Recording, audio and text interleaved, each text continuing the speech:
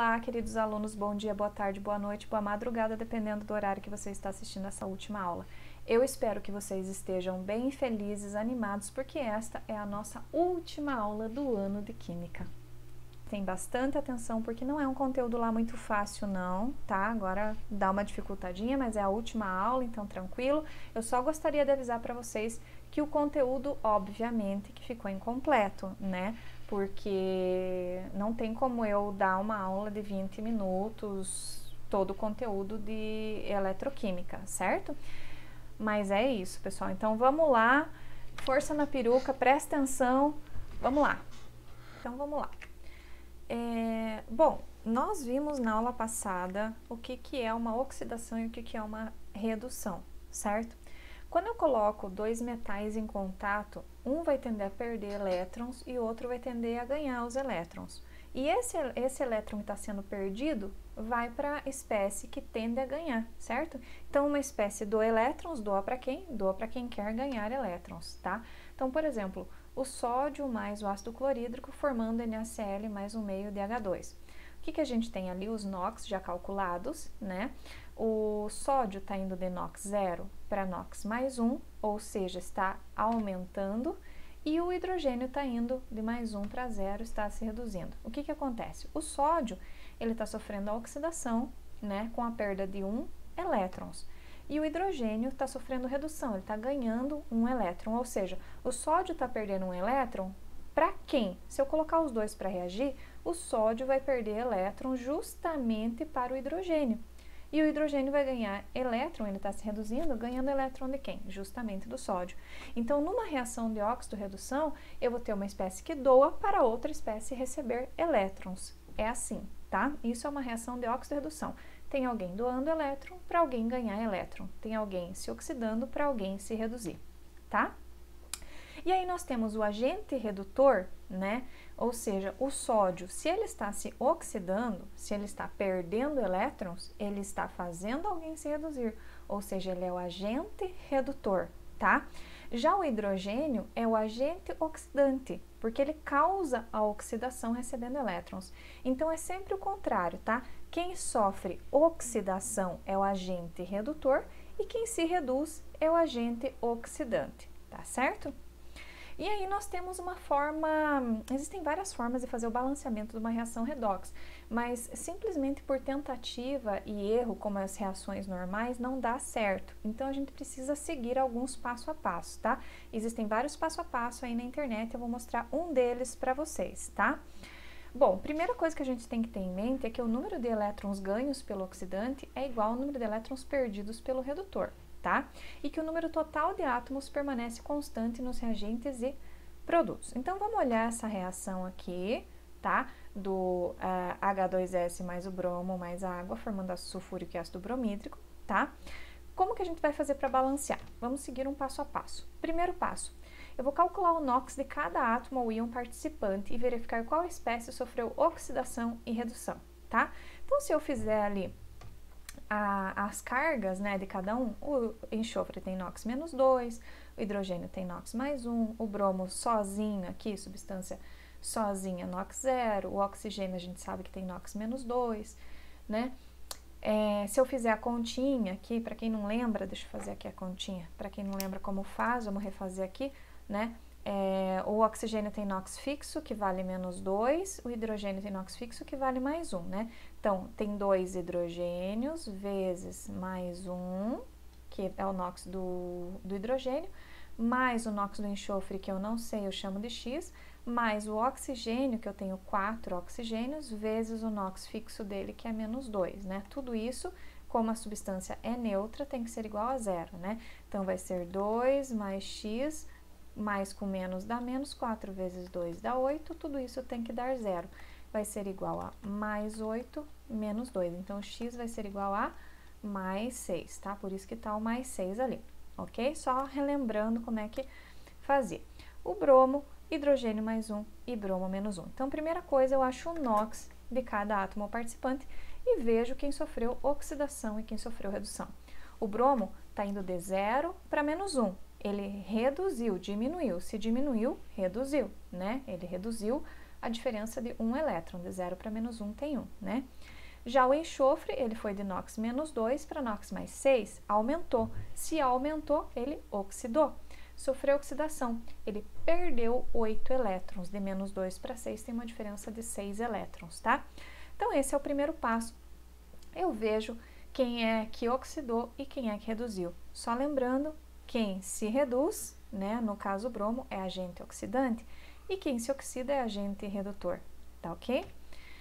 Passo número 2, calcula-se o número total de elétrons perdidos ou ganhos. Bom, veja lá, o bromo, ele ganhou um elétron, porém eu tenho 2 átomos de bromo, então eu tenho que multiplicar esse 1 elétron por 2 átomos, porque esse 1 elétron é por átomo. Então, eu tenho 2 elétrons para o bromo. O H2S, olha só, ele tem 8 elétrons, mas eu tenho um H2S. Então, são 8 elétrons. 8 vezes 1 dá 8, beleza? Passo número 3, nós vamos simplificar os coeficientes se for possível, tá? Como assim? Ali eu tinha 2 elétrons, né? E aqui embaixo eu tinha 8 elétrons. Se eu dividir os 2 por 2, 2 por 2 dá 1 e 8 por 2 dá 4. Então, eu consegui simplificar dividindo ambos por 2, ok? E por último, o total de elétrons do oxidante vai para o redutor e o total de elétrons do redutor vai para o oxidante. Como assim? Olha lá. O H2S, ó, o bromo tinha um elétron. Este 1 que estava no bromo vai passar lá para o H2S, olha ele aqui. E já o 4, que era do H2S, vai parar no bromo, olha aqui. Beleza? Fizemos isso. E por último, a gente equilibra o restante da equação. O 1 e o 4 são fixos. Agora, a gente vai balancear o resto. E para balancear o resto, a gente aí sim pode seguir aquela regrinha do macho. O que é a regra do macho? Primeiro eu vou balancear os metais, depois os ametais, carbono, hidrogênio e por último os oxigênios, certo? Então vamos lá, vamos começar pelos metais, né? Quem que é que eu tenho de metal aqui? Eu tenho, não tem metal, né? Não tem metal, então vamos para os ametais. Ametais eu tenho o bromo ou o enxofre, tanto faz. Vamos olhar o bromo. O bromo eu tenho 4 vezes 2, 8 nos reagentes. Eu tenho que ter 8 no produto, então eu coloco 8 na frente aqui, tá? Mais algum ametal, enxofre. Eu tenho um enxofre aqui nos reagentes, então eu tenho que ter um enxofre no produto. Só pode ser o número 1 na frente do H2SO4, ok? Carbono não tem, hidrogênio. Hidrogênio eu tenho aqui, eu tenho 8, aqui já foi tudo, né? Não tenho mais como mudar isso aqui. Então, eu tenho 8 nos reagentes, 9 e 10. Eu tenho que ter 10 aqui. Eu já tenho 2 aqui, 10 menos 2, faltam 8. Então, eu tenho que multiplicar o 2 por um número que dê 8. 4 vezes 2 é 8. E agora falta o oxigênio, né? Então, o que que eu tenho ali? 4 oxigênios aqui. E aqui eu tenho também 4 oxigênios. Fechou o pacote, tá aí a nossa equação balanceada. Então, a gente segue este passo a passo, ok? Vou deixar um exercício aqui para vocês tentarem fazer, então, tá? Esse exercício já tem resposta, o vídeo tenta fazer, que ele já tem aqui a resposta, vou passar bem rapidinho. Ok? Então, tá ali, determina o coeficiente que torna a reação balanceada. A gente determina primeiro o NOx de cada um, então ali os NOx. Depois a gente vê quem sofreu oxidação e quem sofreu redução e a quantidade de elétrons. A gente multiplica, né, determina o número total de átomos, de elétrons, no caso, eu tenho 4 fósforo, eu tenho que multiplicar por 4, e nitrogênio eu tenho 1, eu tenho que multiplicar por 1 ali, certo? E aí, eu passo, não tem como simplificar, né, então eu passo o número do oxidante para o redutor, o número do redutor para o oxidante, e depois eu aplico ali a regrinha do macho e tá a equação balanceada ali. Ok, pessoal, então agora vamos falar de pilhas, tá? É o seguinte, nós temos uma reação química e esta reação química nós vimos que ocorre com transferência de elétrons, certo? Esta reação química que gera a transferência de elétrons, esses elétrons podem gerar energia elétrica, porque energia elétrica é isso, é a transferência de elétrons, é elétron passando. Por que uma lâmpada acende? Porque está passando elétron por ali. Então, a gente pode utilizar essas reações químicas que tem elétron ali para fazer o elétron passar por um fio e transformar em energia elétrica, tá? Então, a gente chama essa conversão de energia química em energia elétrica em pilha. E o processo contrário, quando a gente utiliza a energia elétrica para transformar numa reação química em eletrólise, tá? Nós vamos começar falando das pilhas. Uma pilha é também chamada de célula galvânica, pilha galvânica ou pilha voltaica. Todos esses nomes estão corretos. Ela utiliza essas reações de oxirredução para converter energia química em energia elétrica e ela sempre vai ser espontânea, ou seja, vai acontecer naturalmente, tá bem? Ali nós temos a fotinha, pessoal, da primeira pilha que foi desenvolvida, que era chamada da pilha de Volta, desenvolvida aqui pelo Alessandro Volta. Chamava de pilha porque eram várias moedas empilhadas aqui com uma solução ácida. Depois veio o John Daniel e substituiu essa solução ácida por uma solução de sal e criou então a pilha de Daniel. Como que funciona a pilha de Daniel? A pilha de Daniel, pessoal, ela tem algumas características que eu vou mostrar agora para vocês. Bom, de um lado nós temos um compartimento, do outro lado nós temos dois compartimentos. Nós colocamos soluções contendo íons aqui. Por exemplo, do lado de cá, sulfato de zinco, né? Que é o ZnSO4. Nós sabemos que o ZnSO4, ele é um sal e sais se dissociam em água, por isso a solução é aquosa, né? Então, ele vai formar os íons Zn2+, mais SO4, 2-, certo? Íon significa que alguém ganhou cátion e ânion, alguém ganha e alguém transfere elétrons. E aqui, no outro lado, eu tenho solução de sulfato de cobre, ou seja, CuSO4. E o CuSO4 se dissocia em Cu2+, mais SO4, 2-. Também tem elétrons envolvidos, certo? Aí, numa solução de sulfato de zinco, eu coloco uma placa de zinco. Ele é chamado de eletrodo. E na solução de sulfato de cobre, eu coloco uma placa de cobre, que é o outro eletrodo. O que vai acontecer? O zinco e o cobre, eles têm tendência em ganhar ou perder elétron. Veja que eu tenho zinco sólido e o zinco sólido tem NOx 0, em contato com o zinco 2+, que está na solução. O que acontece, né? Eu tenho uma solução aqui que tem tendência em doar e outra que tem tendência em receber elétron. Aqui, desse lado de cá, eu tenho cobre 2+, em contato com a placa de cobre 0. Então, veja que eu tenho um metal com 2 NOx diferentes e desse lado eu tenho outro metal com 2 NOx diferentes, tá certo? Aí, por que as soluções são colocadas separadas? Para garantir que nós vamos fazer com que esses elétrons que estão sendo transferidos de uma reação para outra, de um elemento para outro, que eles tenham que passar por um fio para chegar na outra extremidade. E aí nós utilizamos esses elétrons que estão sendo obrigados a passar por um fio para produzir uma energia elétrica, por exemplo, para acender uma lâmpada, tá certo? Então, nessas soluções aqui, nós temos dois eletrodos, tá? Que são os metais que vão doar ou receber elétrons. Nós temos as soluções que ficam dentro das diferentes cubas, que são chamados de eletrólitos, tá? Nós temos os íons, que são envolvidos aqui, ó, zinco 2+ e cobre 2+, tá? E nós temos também a ponte salina, que serve para garantir a neutralidade da célula, tá? Então, o que nós temos? Os eletrodos, que são as partes metálicas que estão em contato com a solução dentro da célula eletroquímica. Os ânodos são os eletrodos pelo qual a corrente elétrica que circula numa célula entra na solução, vai sofrer oxidação. Olha lá o ânodo. O ânodo, nesse caso aqui, é o zinco. Ele tem carga negativa. Nele, no ânodo, vai acontecer a oxidação, tá? Porque os elétrons vão sair dele para ir lá para o outro eletrodo, certo? E lembra que oxidação é a perda de elétrons. Veja o que está acontecendo.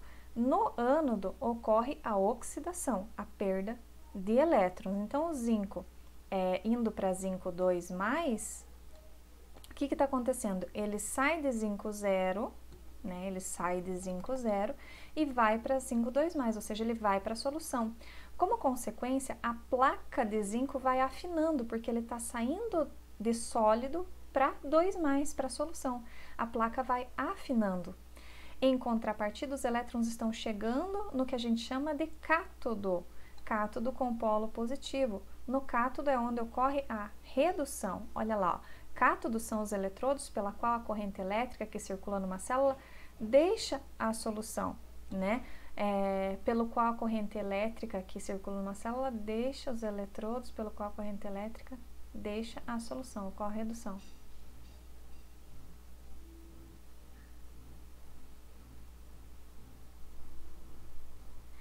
Deixa a solução. Ó, eles vão deixar a solução. Como assim deixar a solução? Ele vai sair de cobre 2+, que estava na solução, e vai passar aqui para cobre 0, certo? Ele está deixando a solução e indo para a placa. Ele está se reduzindo, porque ele está ganhando os elétrons que estão vindo lá do outro lado, do zinco. E veja bem, se ele está se transformando em cobre 0, ele está se transformando em cobre sólido. O que que acontece? Esta placa de cobre vai engrossar. Por quê? Porque eu estou aumentando a quantidade de cobre 0, certo? Então, a placa do ânodo, que está se oxidando, afina, e a placa do cátodo, que está se reduzindo, aumenta. Com carga positiva, tem o nosso cátodo aqui, tá bem? O que mais que nós temos aqui? Os eletrólitos, que são todas as soluções, né, que estão ali dentro, né, que conduzem a corrente elétrica, no caso, eletrólito de sulfato de cobre e sulfato de zinco. Tá? Os íons são as partículas carregadas que se movimentam na solução, cobre 2+, o zinco 2+, por exemplo, e a ponte salina, que serve para manter os dois eletrodos eletricamente neutros, tá? Aqui está a ponte salina, ó, tá? Ela mantém a neutralidade da célula. Então, o que está acontecendo naquela reação ali? Veja bem, eu tenho zinco, que está indo para zinco 2+, e liberando 2 elétrons, porque o zinco, quando sai de zinco 0 para ir para zinco metálico, né, os metálicos são sempre 0, para ir para zinco 2+, ele está liberando 2 elétrons, né, ele está sofrendo oxidação, o NOx está aumentando, se aumentou, oxidou, e a oxidação ocorre no ânodo, então a reação é anódica, tá? Já o cobre, indo para cobre 0, significa que ele está ganhando 2 elétrons, né? Então, ele está se reduzindo, ele está diminuindo. Aqui ele está com NOx 0, se diminuiu, reduziu. A reação que ocorre a redução é a reação catódica, que ocorre no cátodo, tá? Então, o ânodo é o local onde ocorre a oxidação e o cátodo é o local onde ocorre a redução. Olha ali, ó, o zinco, né, tá indo para zinco 2+, né? Então, se ele é a reação que está acontecendo ali. A reação de oxidação ocorre no ânodo, de polo negativo. Já o cobre está indo de cobre 2+ para cobre, está diminuindo o NOx, então ele está reduzindo. E a redução acontece no cátodo. Nós temos reação anódica e reação catódica, tá certo? Olha lá, vamos ver passo a passo essas reações. O zinco, que está na placa, ele passa para a solução, zinco 2+, na solução aquosa. E então, ele libera 2 elétrons. Esses 2 elétrons liberados vão para o cobre, porque o cobre, ele quer se reduzir, ele quer ganhar, né? E no eletrodo de cobre, ocorre a seguinte reação. O cobre, que estava na solução, ganha 2 elétrons, que veio lá do zinco, né? E se transforma no cobre 0. Ele se reduz, né? Então, eu tinha na solução, né? Eu tenho 2 elétrons que vieram do zinco através do condutor e vão para a placa. Esta é a reação de redução. E qual que é a reação global? Eu vou somar esta com esta, tá? Que é zinco mais cobre 2+ da solução, tá certo? Formando zinco 2+, tá aqui da solução, mais o cobre 0 da placa. E os elétrons? Um elétron, tá vendo que eu tenho a flechinha, antes da flecha eu tenho 2 elétrons, e depois da flecha eu tenho 2 elétrons, eles se cancelam. Porque se eu tenho 2 elétrons perdidos por alguém, eu tenho 2 elétrons ganhos por alguém. Uma coisa interessante que acontece aqui na pilha de Daniel é o seguinte, a solução de sulfato de cobre, ela é azul, porque o cobre 2+, ele é azul. Como que eu sei que a reação está acontecendo e que o cobre está sendo reduzido aqui na solução. Porque quando ele passa para a placa, o cobre 0 não é azul. Eu estou diminuindo a quantidade de cobre 2+, a solução vai ficar transparente, porque eu estou passando de cobre 2+ para cobre 0. E quem é azul é o cobre 2+, tá? Então, essa solução tende a ficar transparente, tá? Quando ela está sofrendo ali a redução.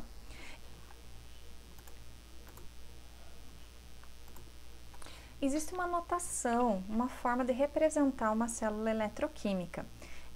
Funciona assim, veja aqui, na pilha de Daniel eu tenho o cátodo de polo positivo, que no nosso caso é o cobre, né, que sofre redução, e nós temos o ânodo de polo negativo, que é o zinco no caso, onde sofre oxidação. Então é assim, a gente vai representar duas barras, do lado de cá das duas barras eu vou colocar o ânodo, ou seja, o eletrodo que está sofrendo oxidação, e do lado de cá eu vou colocar o cátodo, ou seja, o eletrodo que está sofrendo redução, tá? A gente sabe que quem está sofrendo oxidação é o zinco, e a gente sabe que quem está sofrendo redução é o cátodo.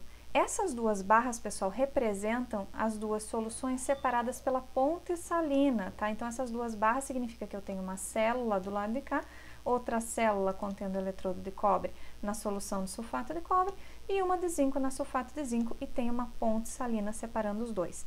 E esta barrinha aqui, uma única barra, significa que eu tenho a placa de zinco com a solução de sulfato de zinco.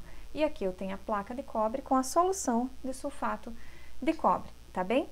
No caso, como aqui eu tenho a oxidação, eu vou representar a parte reduzida para a parte oxidada, ou seja, zinco barra zinco 2+, e aqui eu tenho a redução, ou seja, eu vou mostrar quem está indo para onde, com a flechinha indo para cá, cobre 2+ indo para cobre, tá? Então, é assim que representa uma célula. Se eu der isso daqui para vocês, vocês já sabem que vocês têm uma célula de um lado, com zinco e sulfato de zinco, outra com cobre e sulfato de cobre, né? E tem uma ponte salina separando os dois. E mais ainda, vocês sabem que essa daqui é a espécie oxidada e essa daqui é a espécie reduzida. Existem valores tabelados do poder de empurrar e de puxar de cada eletrodo. Esses valores são dados em números.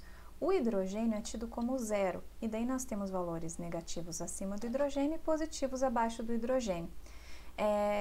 Olhando tabelas de potencial de redução, que é a recomendada pela IUPAC, veja que eu tenho dois valores, mas o que nós vamos usar é o lado de cá, tá bem?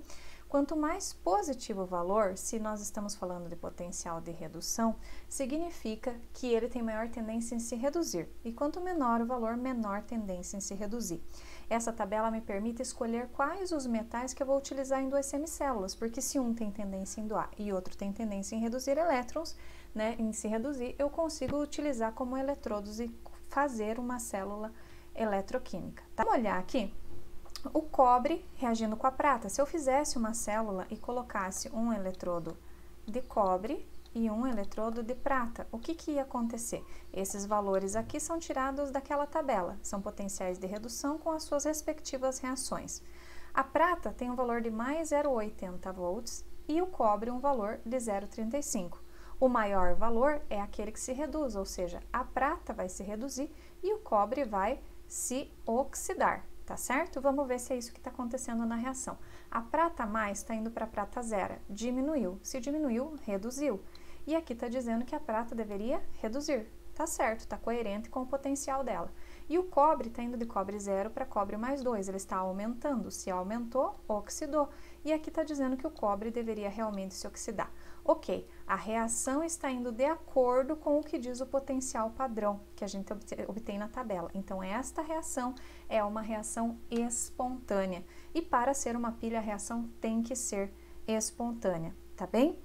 Esses potenciais, pessoal, individuais que a gente tem aqui, ó, de cada elemento, potássio, bário, estrôncio, é o potencial de cada eletrodo, é o potencial padrão do eletrodo, representado com esse E bolinha, tá? É a medida do poder de puxar e empurrar de um eletrodo, tá? De um único eletrodo em comparação com o hidrogênio, tá? Por isso que o hidrogênio é tido como 0, porque o hidrogênio é o padrão, tá?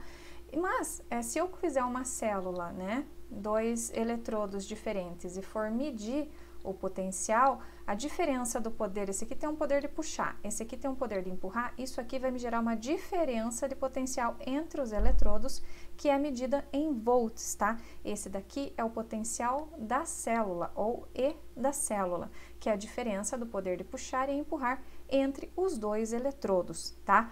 Os valores, então, desse daqui da tabela menos os valores desse daqui da tabela, é que vão me dar o potencial da célula. Então, a gente consegue calcular o potencial da célula inteira, quanto que vai ser o potencial desta célula, desta pilha, que vai ser igual ao potencial do cátodo menos o potencial do ânodo, tá? E eu tendo esses valores, eu consigo calcular. Lembrando que o potencial da célula para pilhas sempre será um valor positivo e o processo sempre será espontâneo, do contrário, não é uma pilha, tá? Então, por exemplo, aqui, o potencial padrão de um eletrodo de zinco é menos 0,76 e o potencial da célula é 1,10 volts. Qual o potencial padrão do eletrodo de cobre? Bom, eu estou dizendo que eu tenho uma célula e que eu tenho um eletrodo de zinco e um de cobre, e que a diferença de potencial entre os dois dá 1,1 volts, e que o de zinco é menos 0,76. Ele quer saber o de cobre. Bom, ele está me dando também isso daqui é o diagrama da célula. Eu já sei que quem está do lado de cá das duas barras é o ânodo, que sofre oxidação, e quem está do lado de cá é o cátodo, que sofre redução. Então, é só eu aplicar aqui a fórmula. O potencial da célula vai ser igual ao potencial do cátodo menos o do ânodo. O da célula eu sei que é 1,10, o do cátodo eu quero, e o do ânodo é menos 0,76. O potencial do cobre é mais 0,36, tá? Esse é só um exemplo de exercício, ok? Agora, dá uma olhadinha aqui, ó. A prata, né, naquele exemplo que eu acabei de dar para vocês ali, ela iria se reduzir e o cobre oxidar. É o que está acontecendo aqui, a prata está reduzindo e o cobre está oxidando. Agora, olha olha essa outra reação aqui, o que está acontecendo? Eu tenho cloreto de sódio produzindo sódio e cloro. Aqui me diz, né, os potenciais pegos da tabela, me diz que o cloro deve se reduzir, né, porque ele tem um potencial maior, e o sódio deve se oxidar. No entanto, o sódio, ó, ele tem NOx mais 1 e o cloro menos 1, o sódio está indo para sódio 0, ele está se reduzindo, ou seja, o sódio está indo contra o que está falando aqui o potencial espontâneo. Mesma coisa o cloro, de menos 1 indo para 0, ele está se oxidando, e o potencial me diz que ele deveria se reduzir.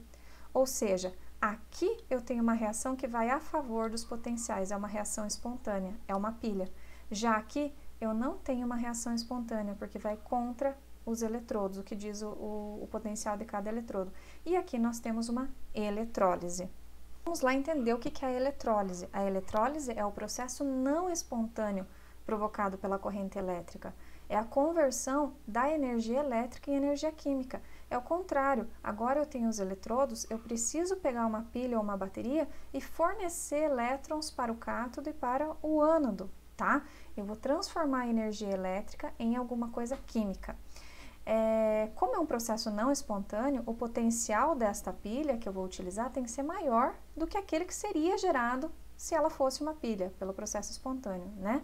A diferença é que o sinal do cátodo e do ânodo se invertem. Lembram que o cátodo era o polo positivo e aqui ele é o polo negativo. E o ânodo aqui é o polo positivo, ao contrário do que acontece numa pilha, tá? O que acontece basicamente é que o cátion, né, porque eu tenho íons ali, o cátion vai migrar para o cátodo, por quê? Porque o cátion tem polo positivo, né, tem sinal positivo, vai migrar para o cátodo que tem polo negativo, negativo atrai positivo. E o ânion, que é negativo, vai migrar para o ânodo, que tem polo positivo. Existem dois tipos de eletrólise, a ígnea e a aquosa. A ígnea é aquela onde eu pego uma substância fundida, por exemplo, o NaOH. O NaOH, eu aqueço ele e aí por aquecimento ele vai liberar Na+ e OH-, né? Aí eu formo os íons. E eu tenho a eletrólise aquosa, que é aquela quando o eletrólito se encontra dissolvido na água. Por exemplo, eu tenho água e NaCl, que forma Na+ e Cl-. Aqui a gente tem um resumo entre as pilhas, né, uma comparação entre as pilhas e a eletrólise. Vejam que no cátodo, né, o cátodo acontece redução numa pilha, tá? Numa eletrólise, no cátodo, também acontece a redução, tá? A diferença é o polo, né? O polo positivo na pilha que acontece a redução, que é o cátodo, e o polo negativo, que é o cátodo, numa eletrólise, tá? Assim como o ânodo acontece oxidação numa pilha, no ânodo também acontece oxidação numa eletrólise, porém, na eletrólise é o polo positivo e na pilha é o polo negativo. O que acontece na redução? Redução ocorre o aumento da lâmina, tá? Do eletrólito lá, né? E corrói a lâmina no ânodo, dilui a concentração no cátodo e aumenta a concentração no ânodo. Tá bem, pessoal? Eu vou deixar alguns exercícios para vocês, tá? E esse conteúdo não é muito fácil mesmo. Dúvidas, busquem no atendimento para poder resolver os exercícios, tá bem? Pessoal, então eu gostaria de dizer para vocês que foi muito gratificante poder dar essas aulas e essa disciplina para vocês. Me desculpem qualquer coisa, me desculpem qualquer erro, a gente foi errando e aprendendo. Algumas aulas que eu dei foram bastante longas, mas eu espero que vocês entendam, né, que vocês não tinham professor e para vocês não ficarem tão defasados assim no conteúdo, não teve jeito, né? Foram algumas aulas um pouco mais longas, então eu gostaria de agradecer também a vocês, a disponibilidade de vocês, de estarem participando, de estarem fazendo as atividades, de estarem vendo os vídeos, porque eu sei que esse período não foi fácil. Tem gente que tem que ver as aulas com uma conexão ruim, tem gente que tem irmão gritando, e eu sei que tem diversas dificuldades por aí, eu sei que não foi fácil, então parabéns para vocês. Todos nós vamos sair muito mais fortalecidos dessa pandemia. Existe bastante coisa boa que a gente aprendeu com isso, né? Então, meus parabéns, pessoal. Vocês são ótimos, assim. Eu gostei de ver os resultados dos questionários, o povo fazendo, o povo indo atrás, mesmo com toda a dificuldade, tá bem? Eu espero que no próximo ano nós possamos nos ver pessoalmente e conhecer vocês pessoalmente, tá bem? Se precisarem de mim, eu tô sempre à disposição, tá bom? Um abraço, pessoal, se cuidem!